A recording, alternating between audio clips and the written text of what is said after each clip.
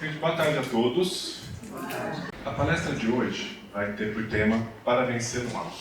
O livro que nós usamos para as palestras, como tema das palestras, é esse, que é o Palavras de Vida Eterna, psicografia de Francisco Cândido Xavier, nosso querido Chico, e que aqui dentro vão ter aí mensagens ditadas pelo Espírito Emmanuel. Então, ele vai buscar alguns trechos do Evangelho, algumas frases ali ditas nos Evangelhos ou nas cartas de Paulo, Atos dos Apóstolos, e vai explorar um pouco o significado daquilo. E para a lição de hoje, que se chama Para Vencer o Mal, o que acontecia? Acontecia que existia a recém-fundada comunidade cristã em Roma. Então, depois que Jesus é crucificado, existe um trabalho de se fundar as igrejas cristãs, as comunidades cristãs ao redor ali daquela região.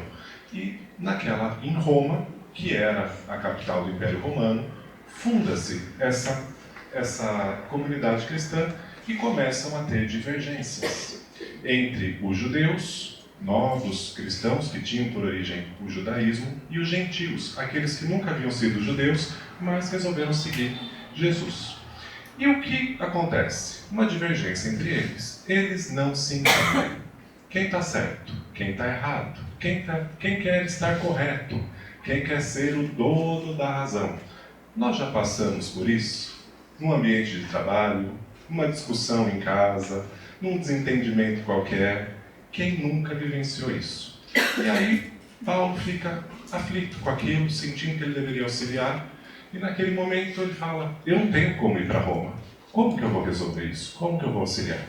E aí no livro, Paulo e Estevão contam o seguinte, que naquele momento então, surge Jesus e fala, mas você não precisa ir. Você pode mandar uma carta.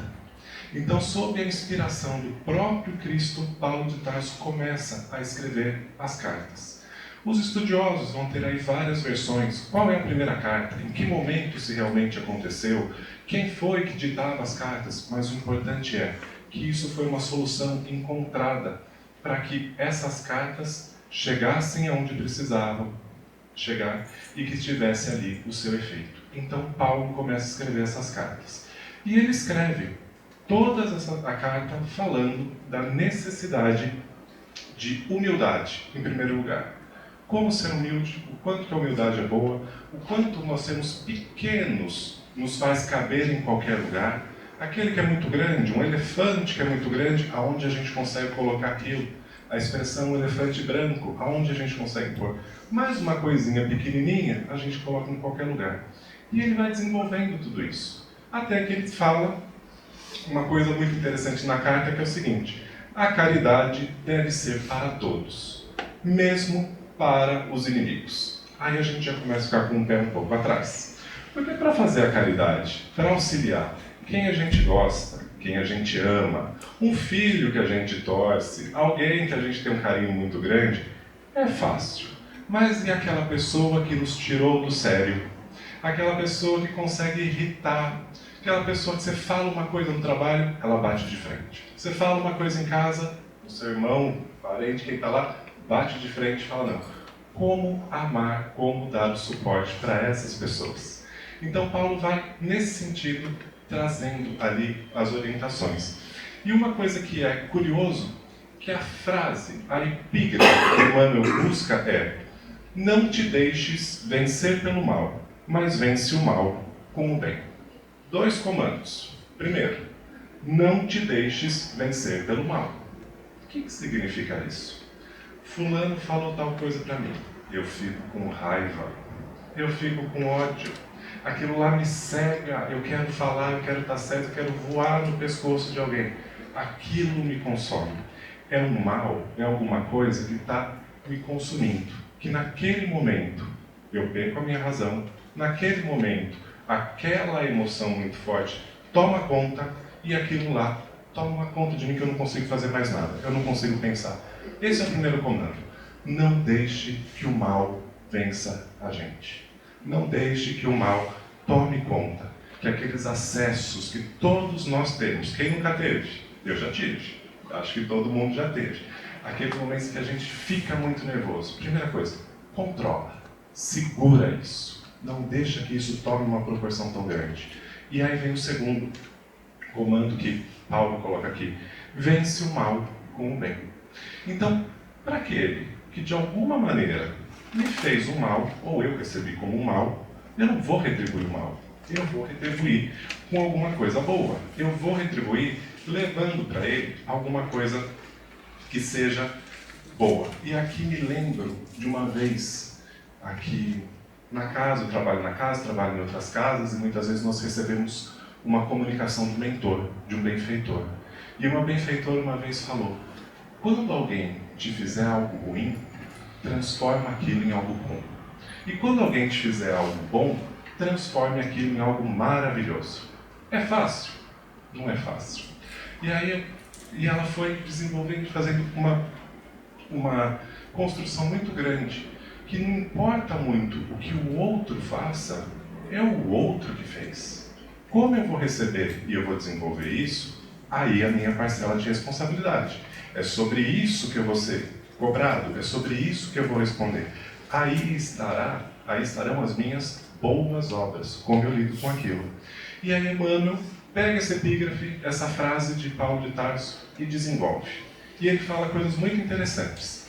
Muitos de nós, e aqui vou colocar todos nós, já não temos mais uma tendência para vingança. Aquela coisa de perseguir, de prejudicar, de fazer o mal. Mas, por outro lado, ainda escapa um pouquinho do que ele vai chamar de hostilidade indireta. E o que é essa hostilidade indireta? Essa hostilidade indireta é quando a gente começa a fazer as coisas com má vontade. Ah, posso fazer tal coisa para ajudar no trabalho? Poderia. Facilitaria a vida dele? Facilitaria. Mas não vou fazer. Aí já tem um pouco de hostilidade indireta. Um elogio, que quando a gente começa a ver aquele elogio, você vê que lá no fundo não tem nada de elogio, mas sim uma crítica que a pessoa está revestindo de boas palavras, revestindo de um bom sorriso, de algo muito educado, mas que no fundo a gente percebe que tem ali alguma coisa. Uma calúnia de leve. Fulano é bom trabalhador, é bom marido, é bom filho, é bom professor, é bom contador? Não sei. Nunca vi nenhum trabalho dele. E a gente sabe que é. Então é aí que começa até aquela hostilidade que vai permeando. É isso que ele vai dizendo. E que no fundo disso, aonde que a gente vai entrar? Num duelo. Um duelo entre a gente, entre ele e a pessoa. Entre a pessoa e eu. De alguma maneira, aquilo lá me feriu. Eu não tenho mais aquela vingança escancarada, mas alguma coisa dentro de mim vai plantando essas coisinhas de discórdia, vai diminuindo a capacidade da pessoa, vai diminuindo as oportunidades da pessoa. E Emmanuel fala que nós temos que tomar muito cuidado com isso, porque essas pequenas atitudes são carregadas ainda de uma certa maldade. E se tem maldade, tem maldade. Não dá para tapar o sol com a peneira. Então, nesse momento, a gente tem que falar como é que eu estou lidando com aquela pessoa que, de alguma maneira, eu não tenho tanta simpatia, eu não tenho essa afinidade. Eu consigo deixar a vingança de lado escancarada, mas eu entro num duelo, onde eu carrego um pouco de rancor, onde eu carrego um pouco de ranço, onde eu carrego, às vezes, um pouquinho de ódio, que a gente tem esses sentimentos ainda, ninguém está isento disso. Então, o que ele fala? O nosso discurso, aquela coisa cortês, da gente desculpar a pessoa, tem que ter dentro de nós um respaldo sincero. O nosso coração tem que estar alinhado com esse discurso que a gente perdoa, que a gente deixa as coisas de lado, que a gente segue adiante. É isso que está aqui, é isso que está no coração, é o que realmente pesa, é o que realmente vai fazer com que a gente faça a diferença. É fácil? Não. Olhar a pessoa errar, olhar ver que a pessoa está fazendo coisa errada, está fazendo sacanagem, e não ter esse sentimento é fácil? Não. Mas é o caminho. É por aí que a gente vai. No Livro dos Espíritos, a gente tem um capítulo, lá no final, capítulo não, são vários, em que ele vai falar sobre as leis morais.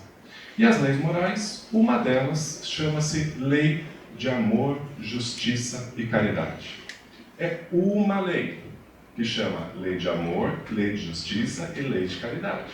Então, se eu colocar só o amor, não colocar a justiça e a caridade, eu estou entregando essa lei direito? Não. Se eu colocar só a justiça, mas não colocar amor naquilo, eu estou entregando essa lei direito? Não. Então isso é difícil. Porque ao mesmo tempo que eu tenho que ser justo, eu tenho que ser misericordioso. E eu tenho que colocar amor naquilo. Aí é uma pessoa que eu amo, que fala, pronto, um monte de coisa comigo. O meu amor, eu consigo colocar ali para perdoar. Mas eu tenho que ser justo também. Eu não posso passar pano para tudo, senão a pessoa também não evolui, a pessoa também não melhora. Então ele começa a desenvolver todas essas coisas que são muito bonitas. E tem um texto nesse capítulo que fala o seguinte: não esqueceis nunca que um espírito, qualquer que seja, então a gente já se sente acolhido, porque nós somos um espírito, independente do nosso grau de evolução, está sempre colocado entre um espírito superior, que é um guia, que aperfeiçoa, que conduz, e um espírito inferior, para o qual tem que cumprir esses mesmos deveres de guiar, de auxiliar e de aperfeiçoar. Em outras palavras, nós, quando estamos errados, ou nós, quando estamos nos sentindo desamparados, nós chegamos em casa, rezamos e pedimos ajuda, não pedimos?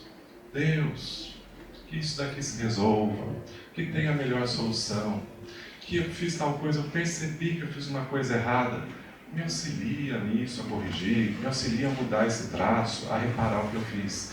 Essa parte é muito tranquila para todos nós. Mas o que esse Espírito vem e fala? Que existe alguém que está mais atrasado que a gente. E qual é a nossa obrigação, nosso dever? Ajudar quem está atrás. Então, quando nós vemos uma pessoa que não consegue ainda praticar o bem, que não consegue ainda ser tão boa, que não consegue ainda só trazer coisas boas, que nós olhemos para aquilo com amor, com respeito, com carinho. Para que em vez da gente apontar o dedo, em vez da gente julgar, a gente estenda uma mão amiga para ajudar a conduzir.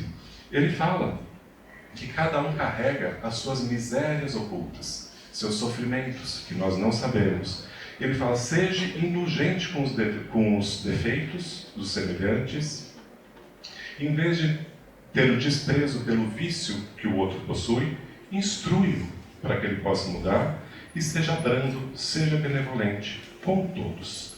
E aí ele vai desenvolvendo. Quando nós olhamos tudo isso, não dá para fugir do que Jesus veio trazer, do que Jesus veio nos ensinar. Então nós temos aqui um ensinamento inteiro que vai cair naquilo que o Mestre trouxe. E a gente pode voltar lá no primeiro sermão, que é aquele mais famoso Sermão do Monte, trazido por Jesus. Então, segundo ali a sequência do que é narrado no Evangelho de Mateus, esse é o primeiro sermão de Jesus, que é a estreia dele, que é quando ele terminou de cumprir a fase de preparo, a fase de que ele estava se preparando para iniciar a sua fase pública.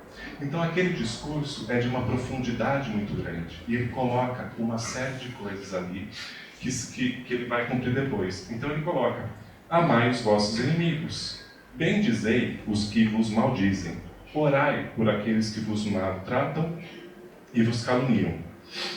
Porque se... Amai os vossos inimigos e orai pelos que vos perseguem. Desse modo, vos tornareis filhos do Pai que está nos céus. Porque o Pai faz nascer o sol igualmente sobre maus e bons, e cair a chuva sobre justos e injustos. Parece uma poesia, não parece? Parece uma poesia para a gente, que ainda está distante de colocar isso em prática. Mas para quem já colocava, como Jesus depois demonstra que coloca, aquilo lá a gente percebe que tem uma profundidade, tem lastro o que ele falava. Então, vem esse convite feito diretamente por Jesus, de que a gente faça o bem. E ele continua dizendo, porque se for para amar só quem nos ama, que diferença isso faz? Que mérito isso tem? Se for simplesmente para bem dizer aqueles que nos querem bem, que mérito isso vai ter? O mérito está em a gente fazer algo a mais, algo diferente, algo que vá além. Algo que demonstre que a gente já tem no nosso coração um pouco desse amor, um pouco dessa paz. e que a gente pode, através daquilo que acontece, levar essa paz, fazer com que o outro se sinta bem. Lembremos da frase dessa mentora tão querida: se alguém fizer algo de mal, transformemos isso em algo bom. E se a pessoa já sabe fazer algo bom para a gente, aproveitemos essa oportunidade para transformar em algo maravilhoso. Muita paz a todos.